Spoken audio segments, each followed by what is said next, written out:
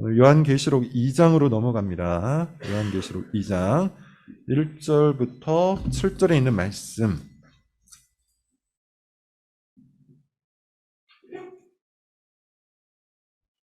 요한계시록 2장 1절부터 7절 저랑 교독을 좀 하겠습니다. 에베소 교회 사자에게 편지하라. 오른손에 있는 7별을 붙잡고 7 금 촛대 사이를 거니시는 이가 이르시되 내가 내 행위와 수고와 내 인내를 알고 또 악한 자들을 용납하지 아니한 것 자칭 사도라 하되 아닌 자들을 시험하여 내가 드러낸 것과 또 내가 참고 내 이름을 위하여 견디고 게으르지 아니한 것을 아노라. 그러나 너를 책망할 것이 있나니 너의 처음 사랑을 버렸느니라. 그러므로 어디서 떨어졌는지를 생각하고 회개하여 처음 행위를 가지라. 만일 그리하지 아니하고 회개하지 아니하면 내가 내게 가서 내 촛대를 그 자리에서 옮기리라. 오직 내게 이것이 있으니 내가 니고라 당의 행위를 미워하는도다. 나도 이것을 미워하노라. 같이 읽습니다. 귀 있는 자는 성령이 교회들에게 하시는 말씀을 들을지어다. 이기는 그에게는 내가 하나님의 낙원에 있는 생명나무의 열매를 주어 먹게 하리라. 아멘. 요한계시록 4번째 시간입니다. 그리고 제목은 에베소 교회여 처음 사랑을 회복하라. 에베소 교회여 처음 사랑을 회복하라 입니다. 오늘부터 7교회 이야기로 넘어갑니다. 3장, 4장에 7개의 교회 이야기가 나오는데 오늘부터 하나씩 좀 살펴보겠습니다. 설명할 부분이 상당히 많이 있어서 바로 좀 이야기로 좀 넘어가 보도록 할게요. 7교회를 향한 예수님의 편지는 일정한 패턴이 있어요. 일정한 구조, 일정한 어떤 패턴이 있다는 겁니다. 이 패턴을 먼저 좀 다뤄보도록 하죠. 먼저 이 편지가 각 교회의 사자에게 보내는 편지라는 점. 예컨대 요한계시록 2장 1절을 보면 에베소 교회의 사자에게 편지하라 라는 그런 표현이 나오죠. 그리고 그 다음에도 보면 계속해서 각 교회의 사자에게 편지하라 라는 그런 표현이 나옵니다. 사자가 누굴까요? 사자는 기본적으로 대리인이란 뜻입니다. 누군가의 말을 대신해서 전하는 사람. 제가 가지고 있는 여러 주석들을 참고를 해보니 의견이 둘로 나뉩니다. 첫 번째는 여기서 말하는 사자가, 에베소 교회의 사자가 천사다. 에베소 교회에게 할당된 천사다. 이런 주장이 있습니다. 요한계시록뿐만 아니라 성경에 종종 등장하는 사자라는 표현이 있는데요. 그때마다 이 사자는 천사라는 말과 동일했기 때문이에요. 그게 근거입니다.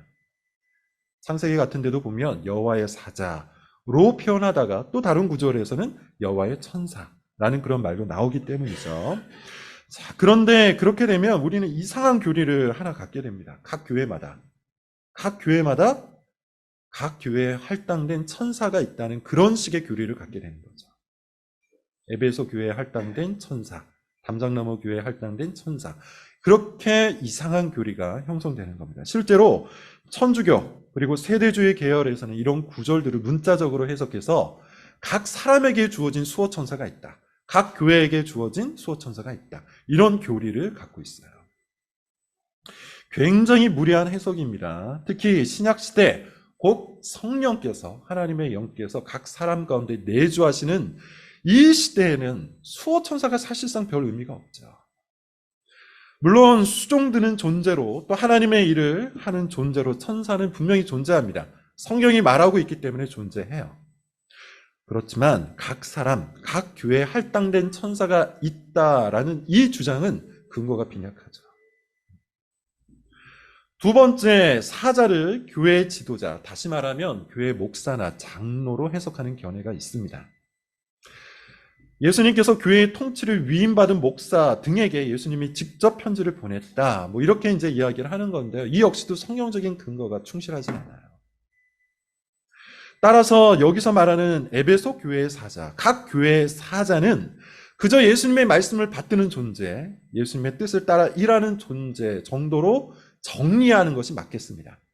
천사냐, 목사냐 갖고 싸울 필요가 없다는 거예요. 천사일 수도 있고 목사일 수도 있습니다. 여기서 중요한 것은 예수님께서 각 교회의 천사에게 편지를 하셨다는 겁니다. 말씀을 하셨다는 거. 이게 훨씬 더 중요하죠. 따라서 여러분, 이 편지는 읽어도 그만, 안 읽어도 그만, 지켜도 그만, 안 지켜도 그만이 아니라 우리 주 예수 그리스도의 말씀으로 우리가 신중하게 받아야 되는 겁니다. 따라서 여러분, 우리가 헛된 논쟁을 벌이기보다는, 사자가 누구냐 이런 헛된 논쟁을 벌이기보다는 예수님께서 그 교회에 편지를 보내셨다, 여기에 집중하는 것이 훨씬 더 올바른 해석일 거예요. 두 번째, 각 교회 천사에게 편지하신 예수님은 자신이 어떤 분인지를 설명을 하시죠. 오늘 본문 1절을 보면요, 이런 표현이 있어요. 오른손에 7 별을 붙잡고 7 금촛대 사이를 거니시는 이 예수님이에요.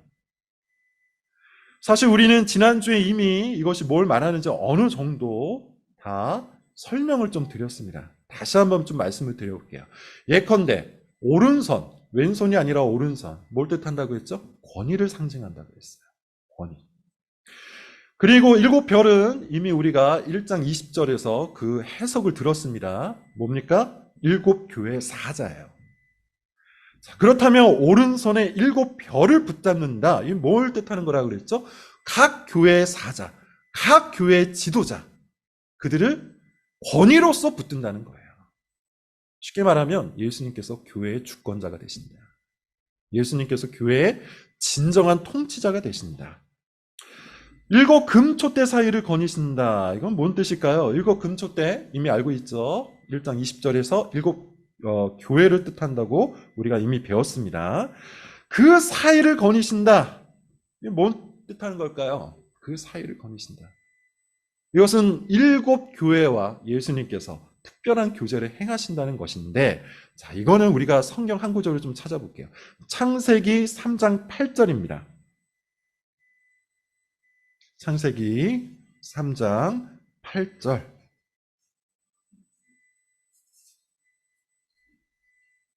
이 구절을 읽어야만 올바른 해석을 할 수 있기 때문에 굳이 한번 우리가 찾아서 읽어보겠습니다.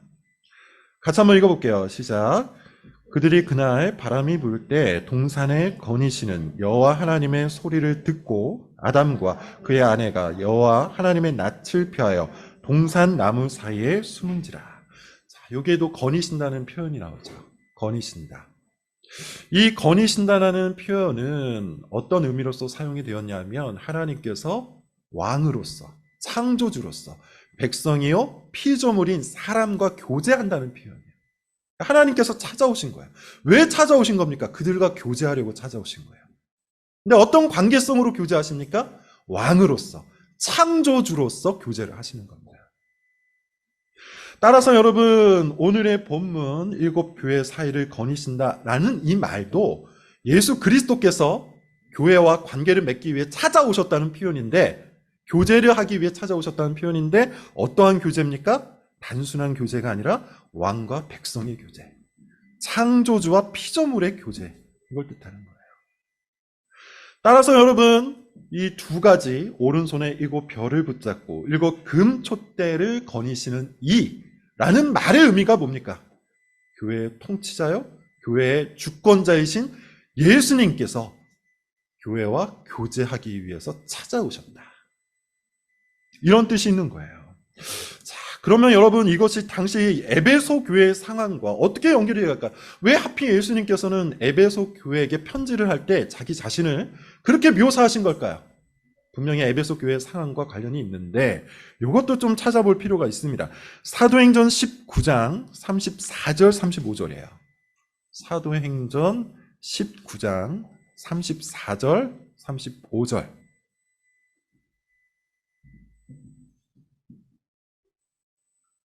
신약성경 사도행전 19장 34절 35절인데요. 우리 같이 한번 읽어보겠습니다. 시작.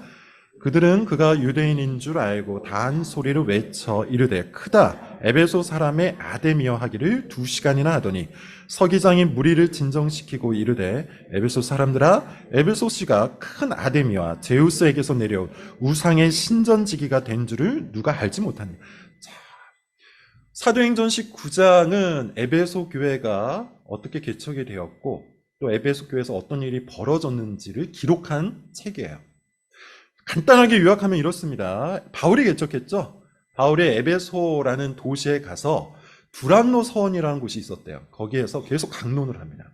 복음을 전파한 거예요. 말씀을 가르친 거죠.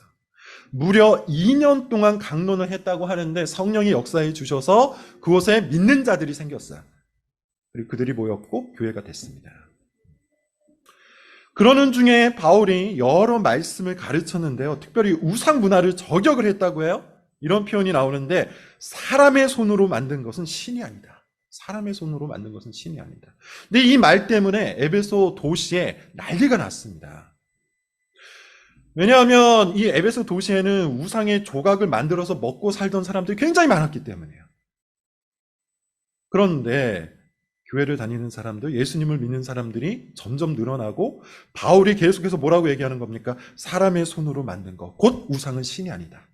생업이 끊기게 되었죠. 그래서 이 사람들이 주도하여서 에베소 사람들을 모았어요.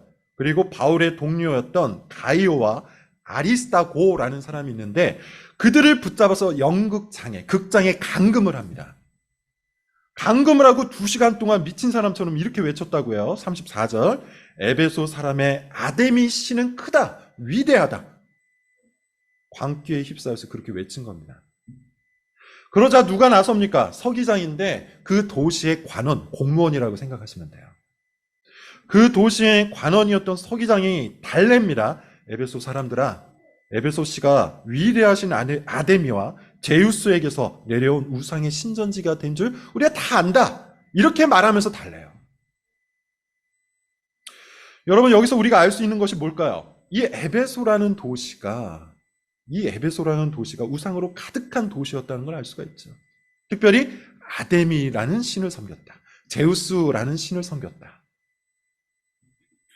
그리고 하나를 더 알 수 있는데요. 이 우상 문화가 그냥 단순히 종교적인 것이 아니라 경제적이었다는 것을 알 수 있어요.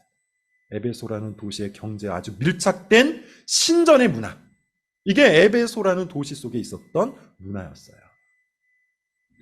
뿐만 아닙니다, 여러분. 역사적 자료에 의하면 이 에베소라는 도시는 소아시아의 가장 커다란 도시였고요. 여기에는 아주 거대한, 이 소아시아에서 가장 큰 황제 숭배 신전이 있었다고 해요. 황제 숭배 신전.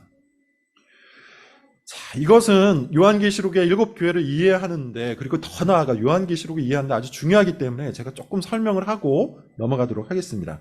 요한계시록의 주된 배경은 여러분 로마죠. 로마입니다. 요한계시록은 AD 90년 이후에 쓰여진 서신서인데, 특별히 사도 요한이 어디에서 썼죠? 반모섬의 유배대에서 썼어요. 근데 반모섬에 왜 유배가 됐습니까? 로마가 그가 그리스도를 증언하였다고 해서 가두어 버린 거예요. 역사 자료에 의하면요, AD 90년대에는 로마의 기독교 박해가 절정에 달해 있었던 때예요. 로마가 기독교를 핍박했던 때를 보통 10차 핍박, 10차 박해라고 합니다. 그러니까 10번이나 박해를 했대요. 1차는 우리가 잘 아는 박해입니다. 네로 황제예요.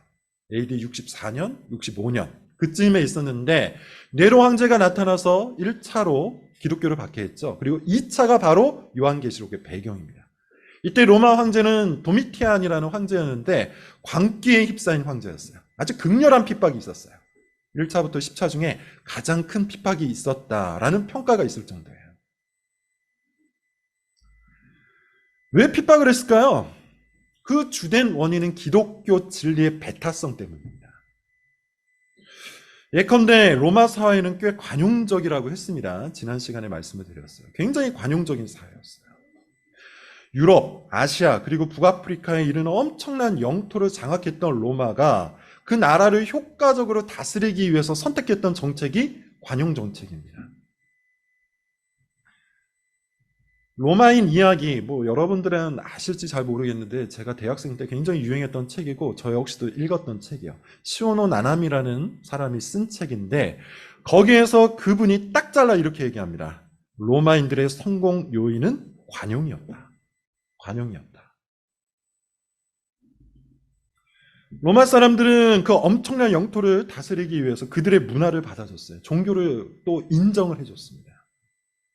그리고 말을 잘 듣는 도시에게는 자치권도 내줬어요. 그렇게 관용적인 문화가 팽배했습니다. 그런데 엄청난 영토를 다스리기 위해서는 이 관용 하나만으로는 충분하지 않았죠. 뭔가를 이렇게 다 통일할 수 있는 하나의 사상이 필요했는데 그게 바로 황제 숭배 사상이에요. 예컨대 이런 겁니다. 로마 황제가 너희의 신이요 너희의 주라는 것을 인정하라. 그러기만 하면 무엇이든 믿어도 되고 무엇이든 행해도 된다. 당시에는 대부분 다신교였죠. 즉 모든 신들이 인정하는 분위기였기 때문에 사실 다른 종교는 별로 큰 문제가 없었어요. 황제도 숭배할 수 있었고 제우스도 숭배할 수 있었어요. 황제도 숭배할 수 있었고 아데미도 숭배할 수 있었어요. 상관이 없었습니다. 그러나 기독교인은 달랐습니다. 그리스도인은 이것을 받아들일 수가 없었어요. 오직 예수 그리스도만 우리의 신이다. 오직 예수 그리스도만 우리의 주다. 로마 황제는 그저 사람일 뿐이고 하나님께 위임받은 권력을 받은 왕일 뿐이다. 우리는 이것을 고백한다. 이것이 기독교 핍박의 원인이었습니다. 그러니 여러분 에베소 안에 있었던 당시 교회가 어떤 압박을 받았을지 한번 상상을 해보세요. 주변에는 우상이 가득합니다. 거짓 신들의 신전이 가득해요. 제우스 신전이 있고 아데미 신전이 있고 온갖 그리스 신들의 신전이 가득해요. 그리고 이 모든 신전은 그들의 종교는 경제를 다 꽉 잡고 있어요. 그들과 타협하지 않으면 경제 생활을 하기가 어려워요. 황제 숭배 사상도 팽배했다고 했죠. 이것은 목숨을 실제로 위협하는 정치적 종교였어요. 그러는 중에 믿음을 지키는 일이 얼마나 어려웠을까요? 온갖 유혹과 시험이 아마 날마다 있었을 겁니다. 각종 위협과 협박이 시시때때로 찾아왔을 겁니다. 교회에서 아무리 가르쳐도 삶의 자리로만 나아가면 문화적으로, 경제적으로, 정치적으로 우상의 가르침이 팽배했다는 겁니다. 그게 그때 그 시대예요. 에베소 교회가 놓여져 있었던 현실이에요. 그런 에베소 교회에게 예수님이 말씀하시는 겁니다. 내가 교회를 붙들고 있는 주권자다. 나는 너희와 교제하고 있는 통치자다. 내가 진정한 왕이요. 내가 진정한 주다. 그러니 너희 에베소 교회여 안심하라. 내가 너희를 돌보고 내가 너희를 지키겠다. 이것이 1절 속의 말씀의 의미인 겁니다. 7 별을 붙잡고 7 금촛대 사이를 거니시는 아데미 신전과 황제 숭배 사상은 사실 지금은 없지만 우리가 살아가고 있는 이 시대도 이 사회도 교회가 살아가기에는 굉장히 어렵죠.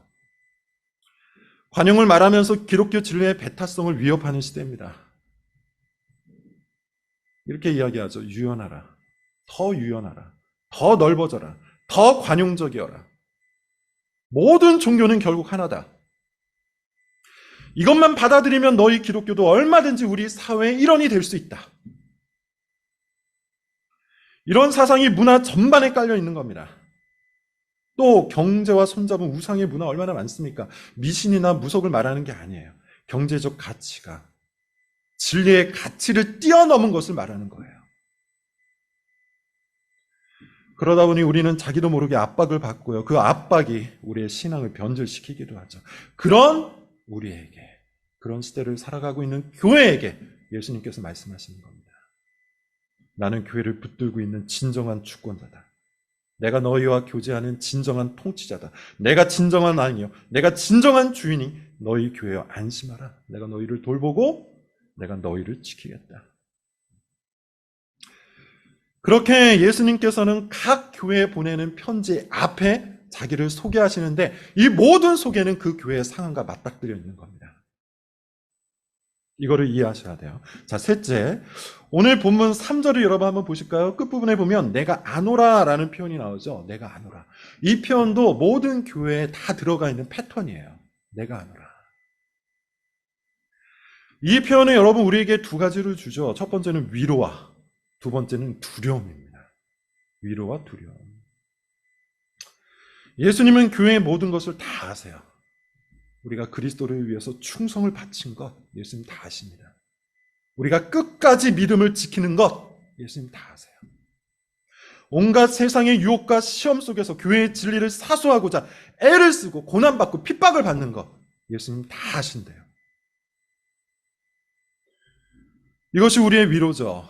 아무도 알지 못하고 아무도 인정해주지 않는 내 마음속에서만 일어난 이 믿음의 전투를 예수님께서는 다 아신답니다.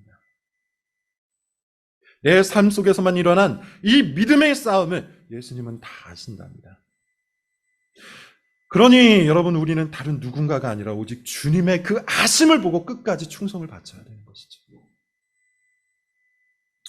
동시에 예수님이 다 아시는 게 또 있는데 우리의 죄도, 우리의 죄악도 다 아세요.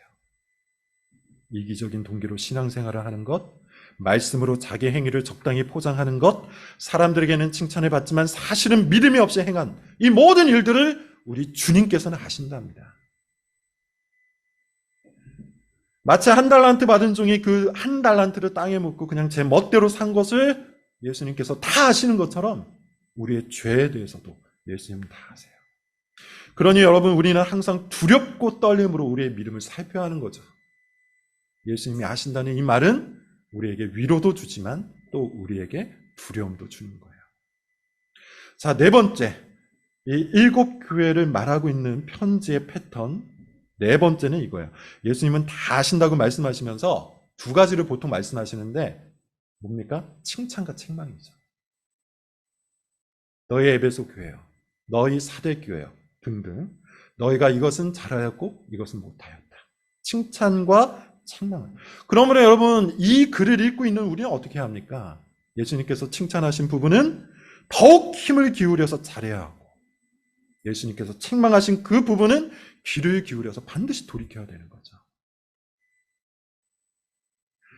물론 어떤 교회는, 앞으로 나오는 어떤 교회는 칭찬만 받기도 하고 어떤 교회는 책망만 받기도 합니다. 그러나 이 편지를 종합적으로 읽고 있는 지금 여기의 교회로서 우리는 이 모든 칭찬, 이 모든 책망에 우리 마음을 두고 교회를 개혁해야 돼요. 그것이 이 편지를 제대로 읽는 방식일 겁니다. 자, 다섯 번째. 예수님은 항상 마지막을 이렇게 끝내는데요. 여러분 보시면 압니다. 7절을 보시면 귀 있는 자는 성령이 교회들에게 하시는 말씀을 들을지어다. 그 다음, 이기는 그에게는 내가 어떻게 하리라.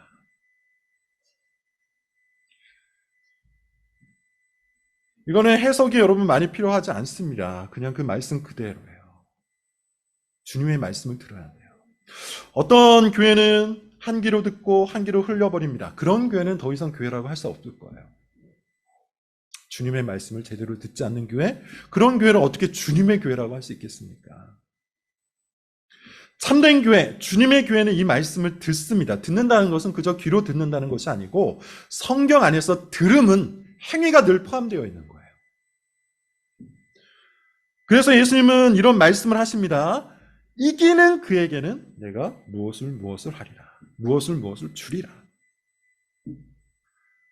순종하는 것은 여러분 사실 쉬운 일이 아니죠. 우리가 이미 다 알고 있습니다. 하나님의 말씀대로 살아간다는 게 우리 뜻대로, 우리 마음대로 되는 게 아니에요.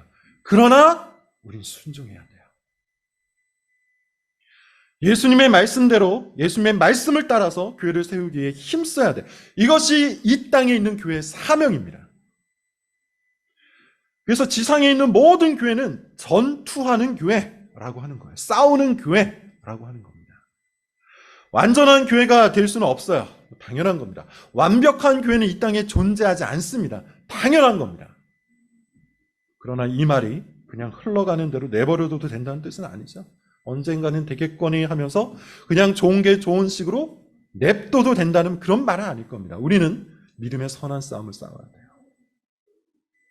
말씀대로 교회를 세우기 위해 전투를 해야 돼요. 말씀대로 전투하는 교회. 그런 교회에게 예수님께서 신령한 것들을 선물로 주시고 우리를 승리케 해주시는 겁니다. 그래서 이기는 교회에게는 내가 이렇게 하리라. 이렇게 7교회를 향한 편지가 마무리가 되는 것이죠. 지금 말씀드린 이 5가지가 모든 교회에 나타나는 구조와 패턴입니다. 이것을 이해하시고 오늘은 그 첫 번째 편지, 에베소 교회를 향한 편지를 보겠습니다. 사실 이미 큰 틀에서는 설명을 드렸기 때문에 이 시간에는 에베소 교회를 향한 칭찬 그리고 책망, 그 부분만 살펴보겠습니다. 2절, 3절을 여러분 같이 한번 읽어볼게요. 오늘 본문 2절과 3절입니다. 자, 시작. 내가 내 행위와 수고와 내 인내를 알고 또 악한 자들을 용납하지 아니한 것과 자칭 사도라 하되 아닌 자들을 시험하여 그의 거짓된 것을 내가 드러낸 것과 또 내가 참고 내 이름을 위하여 견디고 게으르지 아니한 것을. 에베소 교회는 많은 칭찬을 받았어요, 여러분. 뒤에 나오는 다른 교회들을 보시면 알겠지만, 그 내용들을 비교해 보면 알겠지만, 에베소 교회가 받은 칭찬의 내용들이 다른 교회에 비해서 훨씬 압도적으로 많습니다. 먼저 이렇게 얘기하시는데요. 내가 너의 행위와 수고와 인내를 한다. 이것은 에베소 교회가 아주 제대로 된 믿음을 가지고 있었다는 예수님의 인정이세요. 예수님께서 인정한 믿음. 예컨대 그들에게는 믿음의 행위가 있었어요. 믿음의 수고도 있었어요. 그리고 믿음의 인내도 있었어요. 행위와 수고와 인내는 말뿐인 믿음이 아니라 살아있는 믿음의 특징입니다. 살아있는 믿음은 행위가 있어요. 살아있는 믿음은 수고가 있어요. 살아있는 믿음은 인내가 있어요. 데살로니가전서, 로마서, 그리고 야고보서 등등에서 살아있는 믿음과 관련할 때 이 단어들을 씁니다. 수고, 행위, 인내. 참된 믿음을 가지고 있었다는 것이죠. 그래서 예수님께서 이걸 칭찬해 주십니다. 그러므로 여러분, 우리도 마땅히 어떻게 해야 돼요? 이 살아있는 믿음, 믿음의 행위와 믿음의 수고와 믿음의 인내를 가지고 있는 이 살아있는 믿음을 붙들어야 되겠죠. 이것은 우리에게 계속해서 이런 교훈을 던집니다. 과연 우리에게는, 우리 교회에게는 믿음의 행위가 있는가? 믿음의 수고가 있는가? 믿음의 인내가 있는가? 이것을 도전적으로 묻고 있는 겁니다. 자, 그리고 예수님께서 또 특별히 에베소 교회에게 칭찬하신 것이 있는데요. 악한 자들을 용납하지 아니한 것과 자칭 사도라 하되 아닌 자들을 시험하여 그의 거짓된 것을 내가 드러낸 것. 이거 칭찬하시죠. 자, 요거는 6절과도 같은 맥락에 있습니다. 6절. 우리 본문 6절인데 같이 한번 읽어볼게요. 시작. 오직 내게 이것이 있으니 내가 니골라 당의 행위를 미워하는도다. 나도 이것을. 니골라 당이 나오는데 사실 이 니골라 당은 정확하게 어떤 당인지 성경에 나오진 않습니다. 이 니골라라는 사람이 만든 분파인 것 같은데요. 그가 무엇을 주장했는지 성경에 명확하게 나오진 않아요. 그렇지만 추정은 할 수가 있어요. 우리가 오후에 보고 있는 디모데전서, 근데 이 디모데전서는 어디에서 사역하고 있는 디모데에게 준 편지죠? 에베소 교회. 에베소 교회에서 사역하고 있는 디모데에게 주어진 편지입니다. 거기에서 바울은 에베소 교회에 다른 교훈이 침투해 있다고 계속 얘기를 하죠. 이 다른 교훈의 정체가 여러분 뭡니까? 우리가 지지난 시간에 말씀을 드렸는데 신화와 끝없는 족보예요. 신화와 끝없는 족보. 이것은 당시 종교와 혼합된 가짜 복음을 말하는데요. 정확히 말하면 무율법주의와 율법주의입니다. 신화는 무율법주의, 끝없는 족보는 율법주의예요. 자, 그러면 니골라당은 어느 쪽일까요? 무율법주의와 율법주의 중에 어느 쪽에 속하는 이단일까요? 학자들의 견해를 좀 쫓자면 무율법주의 쪽으로 봅니다. 무율법주의. 무율법주의가 여러분 뭘까요? 간단합니다. 예수님 믿으면 율법이 필요 없다. 예수님 믿었으면 이제 끝이다. 더 이상 율법에 순종하고 더 이상 말씀대로 살 필요가 없다. 지금까지 그랬던 것처럼 이방 문화에 순응하면서 살면 된다. 아데미 신전에 가서 우상 숭배를 해도 되고 황제 숭배 신전에 가서 로마 황제는 나의 신이여 주라고 고백해도 된다. 뭐가 그렇게 큰일이냐. 적당히 순응하고 적당히 타협하면 된다. 너무 깐깐하게 살지 말아라. 이것이 에베소 교회에 파고든 니골라 당의 교훈이에요. 그런데 에베소 교회가 뭘 잘했다는 겁니까? 이 거짓 교훈을 분별하는 일을 잘했어요. 그리고 이 교훈을 전달하는 사람들을 걸러내는 일도 굉장히 잘했어요. 그래서 예수님이 이런 말씀을 하시는 거죠. 니골라 당을 내가 미워하는 것 같이 너희도 미워하니 참 잘하였도다.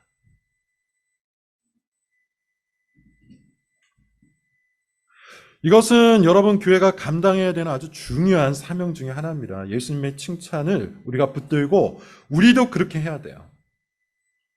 교회의 주된 사명, 주된 임무, 지난주 디모데전서 강해에서 제가 말씀드렸는데 뭐라고 했죠? 목사와 직분자의 주된 임무, 바른 교훈, 곧 복음을 올바르게 전달하는 거예요. 그래서 그 마음속에 믿음을 일으키는 것이고 그것을 통해서 참된 사랑을 실천하게 하는 것, 이것이 교회를 교회되게 한다고 했어요.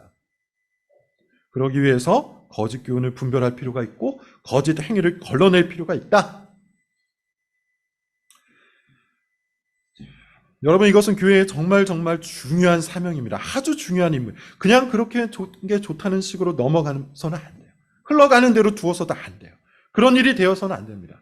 언젠가는 잘 되겠거니 하면서 시간을 흘려보내도 안 돼요. 지금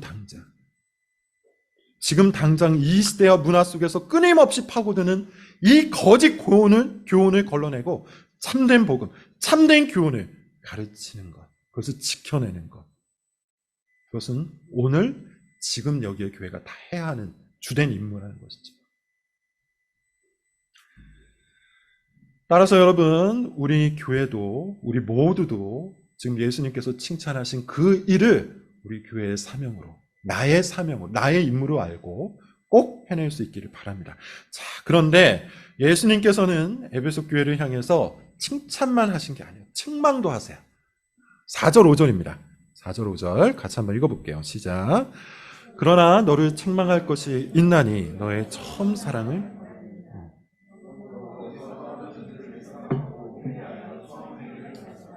만일 그리하지 아니하고 회개하지 아니하면 내가 내게 가서 내 촛대를 뭘 책망하시죠? 처음 사랑을 버렸다. 처음 사랑이 뭘까요, 여러분? 어렵지 않습니다. 말 그대로요. 처음 예수님을 믿었을 때 사랑했던 그 사랑을 얘기하는 거예요. 처음 예수님을 믿었을 때 내 마음속에서 일어났던 그 사랑, 하나님을 향한 사랑, 하나님의 가족을 향한 사랑. 마침 우리가 지난주 디모데 전서에서 봤었죠. 바른 교훈의 목적이 뭐라고 합니까? 바른 교훈이 전해지면 청결한 마음과 선한 양심과 거짓이 없는 믿음으로부터 나오는 사랑이라고 하잖아요.